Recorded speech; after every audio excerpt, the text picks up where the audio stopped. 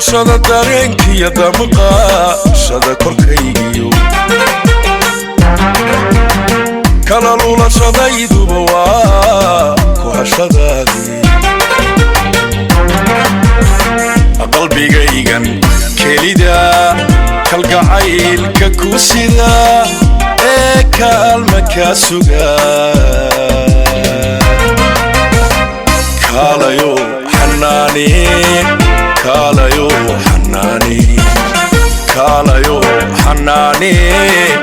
kaalayo xanaani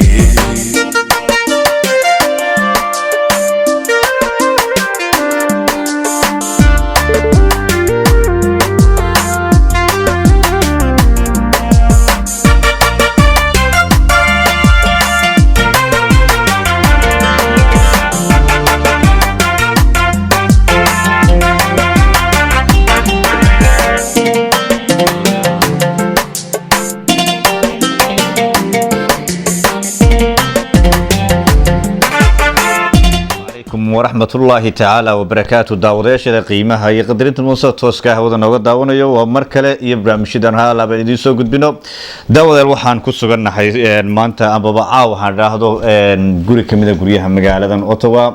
وانا نقصد دويسي سامي محمد اسماعيل سامي في شرق ونقول يجتوجنا مرتبونا هاي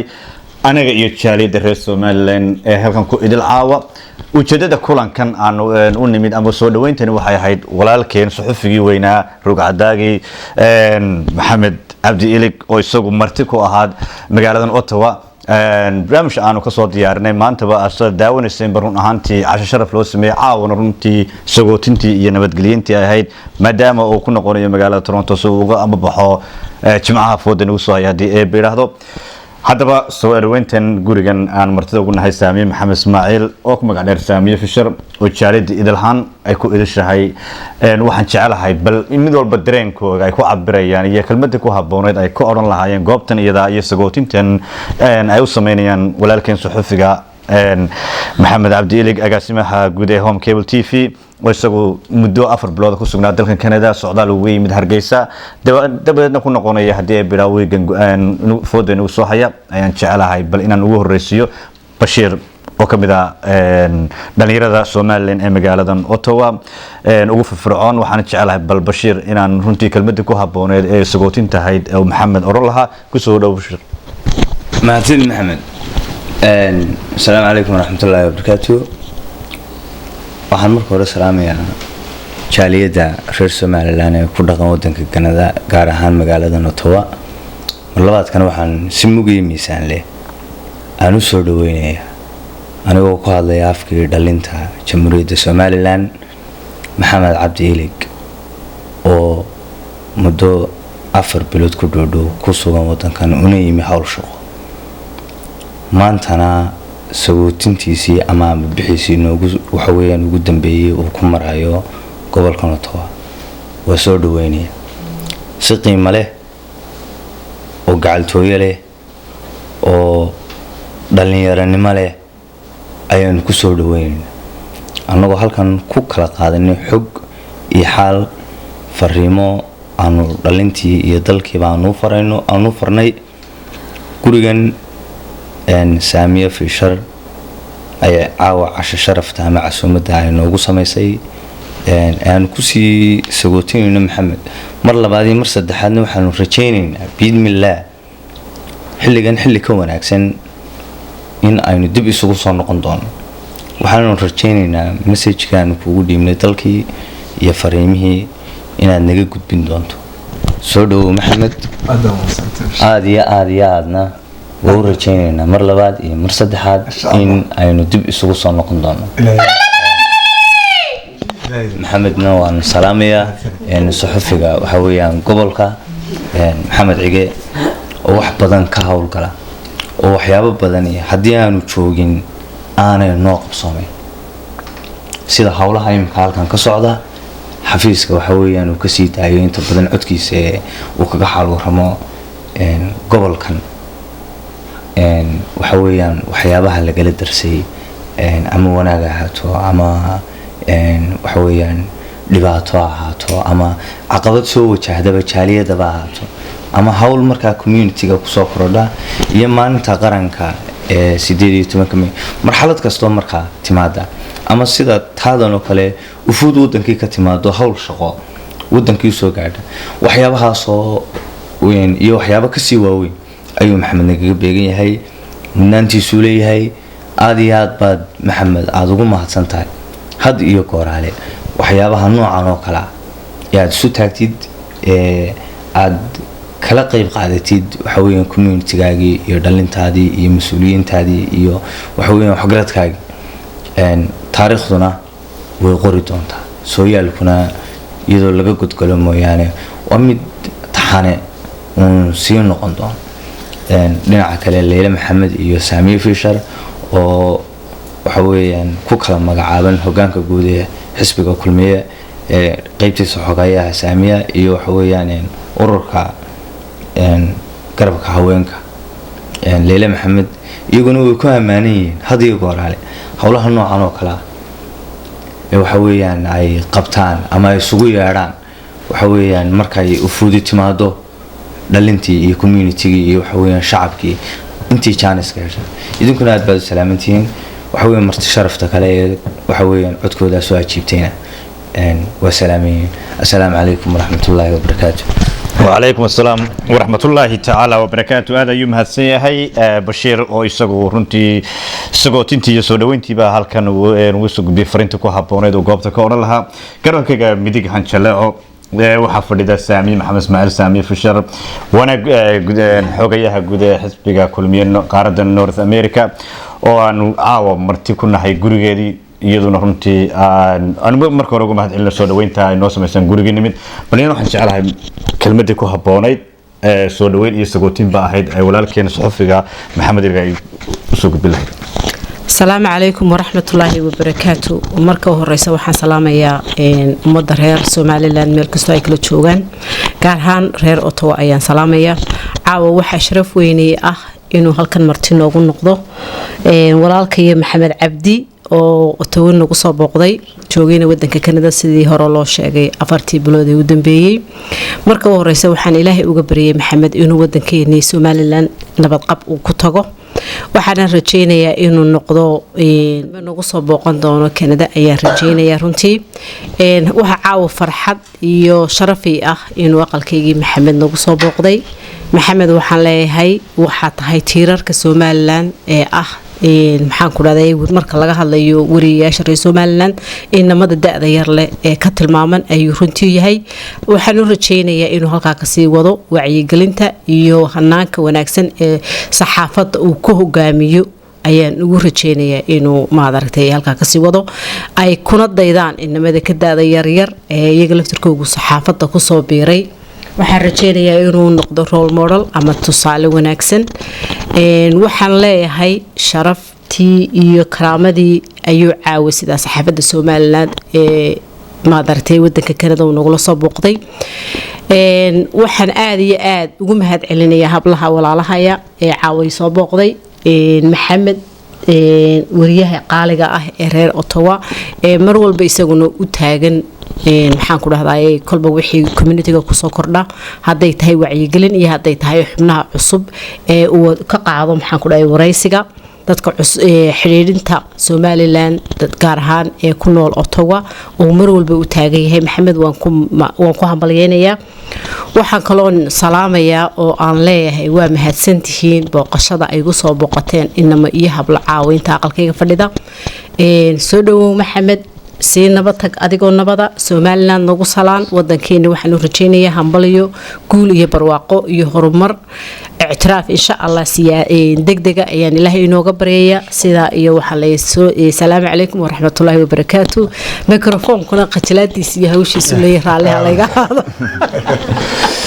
واهجاج واسونكسن تاسن waxay hay Saamiye Maxamed Ismaaciil Saamiye Fisher oo iyadoo runtii ducaadii sagootinta halkan uga jeesay ahayd jidku taako qoraxduna dalaalay dadkana aabiyo hooyo maadaama safar tagayso inay kugu sii sagootido garabkeeda kale hadii aan eego ee bidix waxa ka xigta gudoomiyaha garabka haweenka xisbiga kulmiye dalka Canada Leila Maxamed Nuur oo iyadoo runtii kamid ah wafdiga amba runtii wafdigan maxamed uu hogaaminayo amba dhaado dee uu safarka noogu yimid dadkii soo dhaweeyay gaar ahaan jaalida dadka ugu cad ee magaranaysa magaalada Ottawa jooga waxaan jecelahay leelana inaan fariintii sagootinta ahayd iyo soo dhaweyntiiba ayagoo xambaarsan Abdul Maxamed halkan uga soo jeestay fariinta ku haboon oo lahayd leela السلام عليكم ورحمة الله وبركاته دما وحن سلام يا جاليد الرئيس سومالي هرت مركا هوري ميل كستي جوغان با وحن سلام يا سلامة إسلامك السلام عليكم ورحمة الله وبركاته سيجارة وحن سلام يا dadka reer Ottawa oo maanta sida runtii intii badneed ay noo suura gal wadeen gal qayb galaan maanta soo dhaweynta wariye nagu qaaliya oo runtii maanta fursadan aad iyo aad farxad weyn horta aniga gaar ahaan ay tahay waxa kaloon si gaar ah salaamaya oo leeyahay oo ugu mahad celinaya runtii hablaha garabkayga aan ku duulo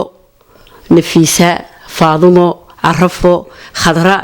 iyo Fadxiya dhamaan waxa weeyaan horta kaligood la'aantood waxa ma qabteen wax ka soo hortaan qabto iyaga ayaa maaragtay le maamuuskoodii horta samcadoodii wax ka soo qabto waxa weeyaan waa garbahaygii aad iyo aadna waan ugu mahad celinayaa dhamaantood waxa kale oo u mahad celinayaa wariye nagu qaaliya Maxamed oo isagu maanta wariyahayga kaliya ee dhalinyarada ah ee maanta role model-ka oo dhalinyarada kale ee wariyayaasha waxaan leenahay aad iyo aad baad Maxamed ugu mahadsantahay adiguna waxaan leeyahay wariyaha agaasimaha ilig Maxamed walaalkay waxaan leeyahay ilaahay nabad qab gurigaagii iyo reerkaaga ha kugu geeyo waxaan leenahay safar salaama aad iyo aad farxad weyn noo tahay maanta inaanu maaragtay aanu kula qaadanay caawa والسلام عليكم ورحمة الله وبركاته وعليكم السلام ورحمة الله تعالى وبركاته تاسنو هي ليلى oo iyaduna runtii dareen keeda ka bixinaysa kelmadii ku haboonayd sagootinta iyo soo dhaweynta walaalkeen Maxamed Abdi Ilig wariyaheena rugcadaaga ah sidoo kale hadii aan sii jaleeco gabadha garabkeeda bidix fadhiida midig fadhida ee ku xigta aan mikrofoon ku wareejiyo oo iyaduna runtii bal dareenkeeda ka dhiiban doonto iyo kelmadda ku haboon sagootinta iyo soo dhaweynta waa gabar runtii aad iyo aad community-ga Somaliland had iyo jeer ugu dadaasha gabadhan yara ah oo iyadu jecel inay runtii mar walba u qabato Somalilanderka degan magaaladan Ottawa iyo guud ahaan dalka Canada waxaan jecelahay runtii caawa waxaad ku suganahay guriga Saamiya waxaa sagootinayna Maxamed soo dhaweynayna cashadan isagaan u sameynay kelmadii ku habooneed Faadumay adiga oo mikrofoonka ku soo wareejinaya horta marka ugu horeysa assalaamu calaykum waraxmatullaahi wabarakaatu halkan waxaan ka salaamayaa dhamaan iyo gaar ahaanba ummadda Soomaaliland meel walba degan yihiinba iyo han idhaahdo jamhuuriyadeena barakaysan ee Soomaaliland iyo dawladeena barakaysan madaxweynaheena marwadiisa dhamaan aad baan u soo wada salaamayaa xigta halkan caawa waxaanu iskugu nimidnay inaanu walaalkayo Maxamed Cabdi Ilig oo agaasimaha Horn Cable ah oo nagu soo booqday Canada soo Maxamed u sheegana muddo 4 bilood la joogay maantana anaka Ottawa ahaan nagu soo gaaray inaanu isagan horta taawga mahad celino haananu si safar salaamayno oo ilaahayna waxaanu uga barinaa insha Allah inuu ilaahay jidka taaka uga dhigo isagoo nabad qab iyo khayr iyo bashbash iyo barwaaqo ku sugan reerkiisii uu ku cesho inta marka la soo koobana wariyahayga Ottawa ee localka ee isna Maxameduna halkan waan uga mahad celinayaa ma sha Allah oo isna aad iyo aad hadii noqoto hawlaha Soomaaliland ku saabsan si gaara oo hagar la'aan isaguna ugu dadaala mar kastana uga qayb qaatayntiisa iyo waxaan kaloon salaamayaa ku dheeraan my microphone-ka way walisa sugaya habaryartay Saamiya Fisher oo iyaduna maanta gurigeyga ku sugannahay oo ma sha Allah si weyn oo kalgacal leh oo qalbi furan iyaduna noogu soo dhaweysay gurigeygana noogu furtay inta marka laga soo noqdana waxaan leeyahay dhamaantiin salaan taysnaanku isku salaantaan halkan niga soo fidanaya insha Allah waxaan leeyahay assalaamu calaykum waraxmatullaahi wabarakaatu iyo sarag dambe waxaan wanaagsan wa calaykum assalaam waraxmatullaahi wabarakaatu dad mikrofoonka igu wareejiso Nafiisa iyaduna waa gabadh dhalinyaro ah oo kamid ah haldoorka ama dadka ugu activesan Somalilanderka degan magaaladan Ottawa aalaana qabta barnaamijyada Somaliland ay had iyo jeer laga fuliyo magaaladan Ottawa community-gana runtii aad ugu shaqeysa sidaan hore u cabaabay run ahaantii waa dadka Somaliland u hagar baxa waxaan jecelahay waxaad ka mid tahay wafdigan soo dhaweynta u fidinaya amba jaalidan soo dhaweynta u fidinaysa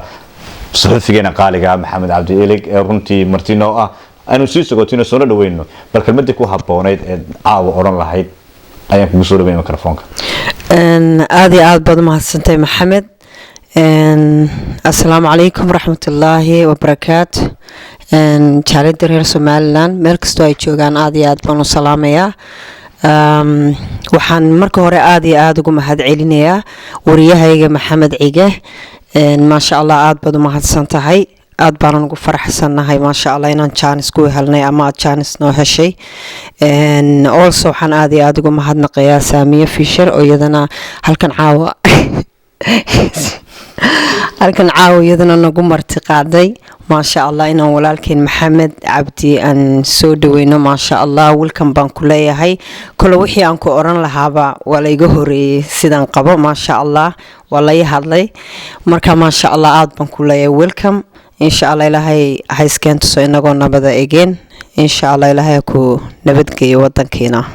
السلام عليكم taasina waxay saami nafiiso iyaduna runtii kelmadii ku habooneed ka dhiibanaysay goobta waxaan jecelahay intaanan u dhiibin maxamed oo isagu aan jecelahay inuu dareenkiisa ka cabiri doono soo dhaweyntan inaan ku wareejiyo mikrofoonka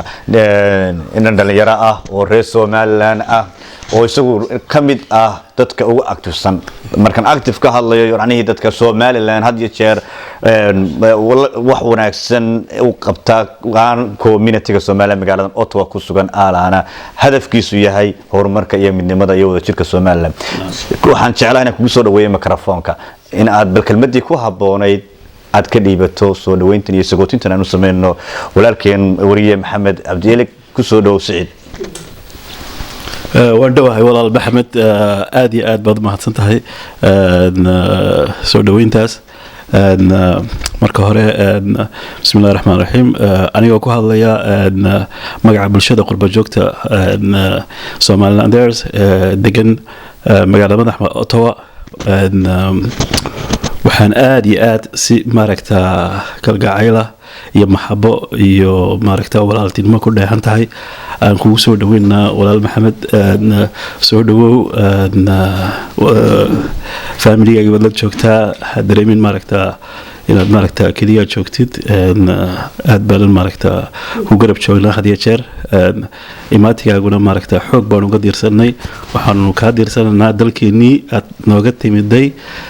iyo dadkii aad maaragta nooga warbixisay aad baan maaragta ugu diirsanay soo dhawow siina dhawow waad sii socotaa oo dhowr cisho ku hadhay waan jeclaan intaa ka hor inaad maaragta aad nooga hortimaadin laakiin alxamdulilah waqtigaas ka gaaban marka aad iyo aad baad mahadsan tahay talabaad waxaan maaragta aad iyo aad ugu mahad celinayaa walaashay saamiya oo maaragta gurigeygii maaragta nagu soo qaabishay waad mahadsan tahay walaashay jazakallahu khayr iyo sidoo kale Leila walaashay iyo maaragta soo diyaarisay xafladan iyo soo dhaweyntan walaalkay maxamed iyo hablaheena kale maaragta nala jooga kullu dhamaan si fiican maaragta nooca u caawinay waqti fiican wada qaadanay waad mahadsantihiin kasoo qalqabkaad kasoo qayb gasheen waanaad ku mahadsantihiin wadankeennina maaragta hadii jeer diyaar baan nahay inaan wax fiican qabano waxun marnaba niyadiina kuma jirto haddaan qurba joognahay inta yaree maaragta dhaliisha ridaysa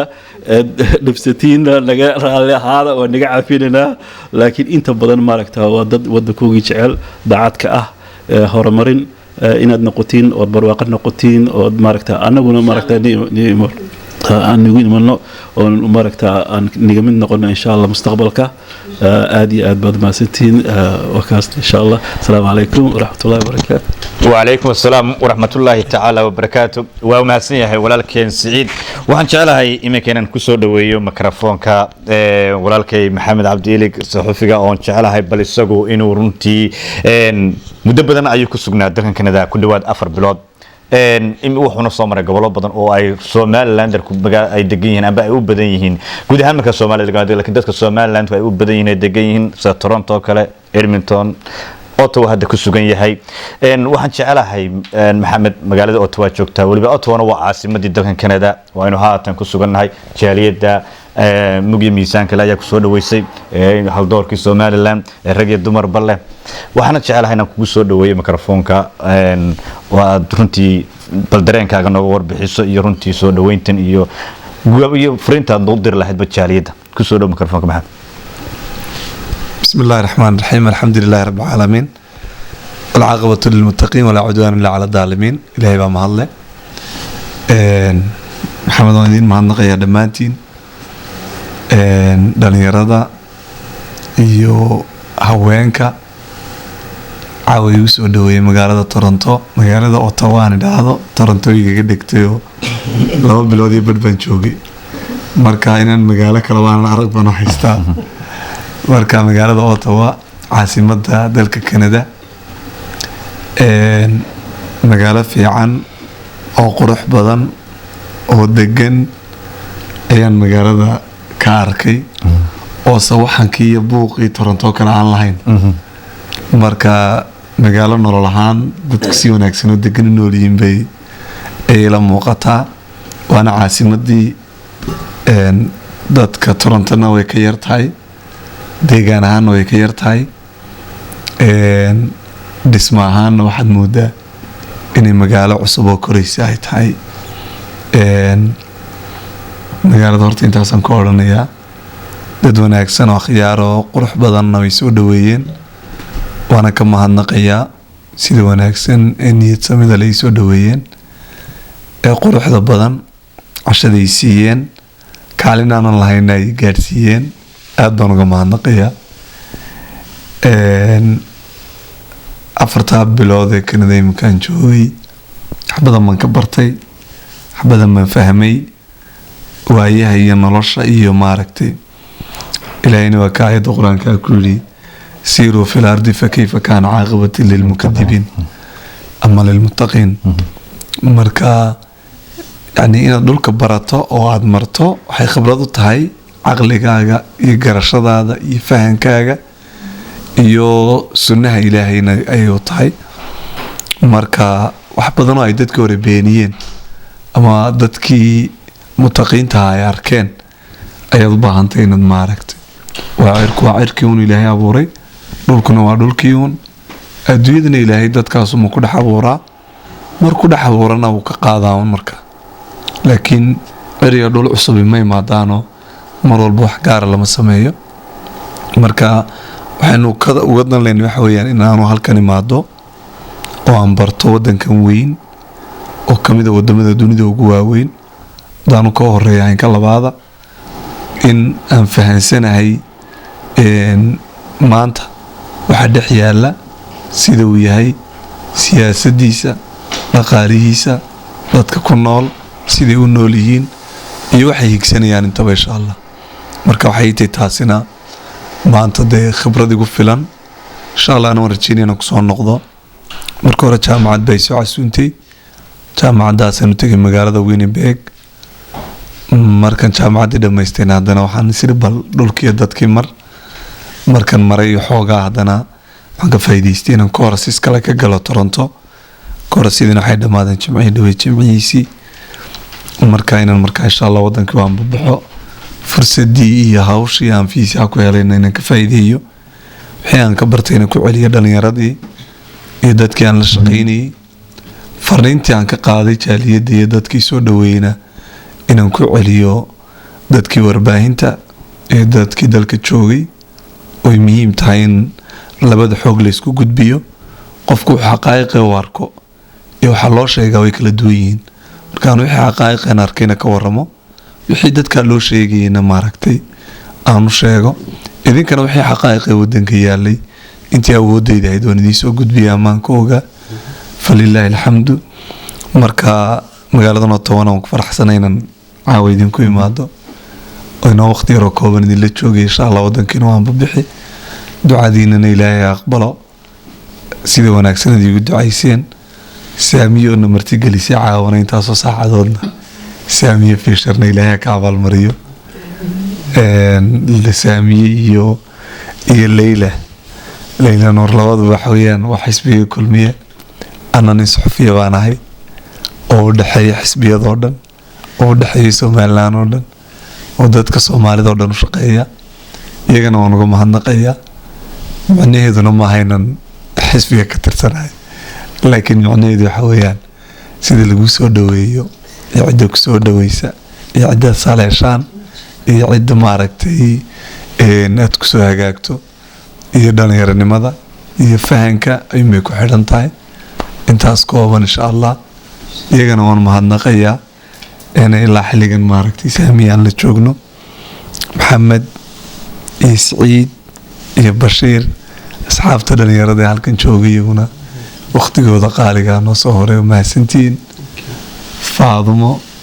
nafiisa carafo saaxiibada haajira iyo khadra way mahadsanyihiin iyaguna dhammaantoodba sida quruxda badanee aada ii soo dhaweyseen waan ka mahadnaqaya insha allah dalkiiyo dadkiina waan idinku salaamay insha allah waanaan idinku soo noqon doonaa ka horasiiskana waan sii badsan doonaa insha allah anigoo kadeedkiyo shaqa kulkiisii anigoo kadeedkiyo shaqa kulkiisii